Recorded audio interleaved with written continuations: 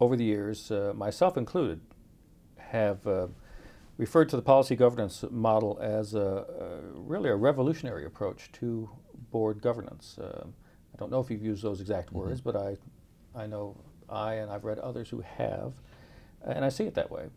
And the way you've described it, I think, helps us to understand better how it is. I guess there's two questions here. One is, have you or would you describe the policy governance model as a revolutionary approach to board governance? So let's go with that first question.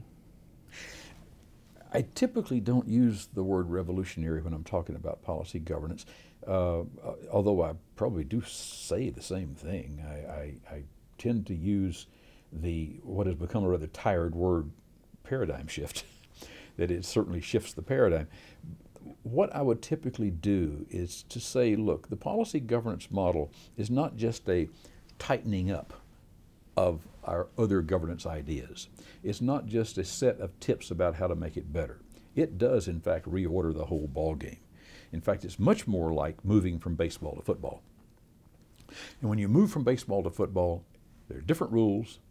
What made sense in one does not make sense in the next one, and what didn't make sense might come to make sense in the next one. So you can't bring the same wisdom that you have from one to the other. And maybe that is maybe that's what really describes it as, we could call it revolutionary, but certainly a paradigm shift. In the sense that species are sometimes said to be, although this isn't all that clear even in the world of biology. The animals that can't mate across the line. Well, this is sort of like you can't mate them across the line. If a board tries to use policy governance and part of what they had before, it will fail. I mean, it doesn't necessarily fail any worse than what they were already failing, but it will fail. It will not fulfill its promise. So, is it revolutionary? Yes. And to try to ease policy governance into place just doesn't work. It just doesn't work. It takes, okay, folks, put down that funny shaped ball.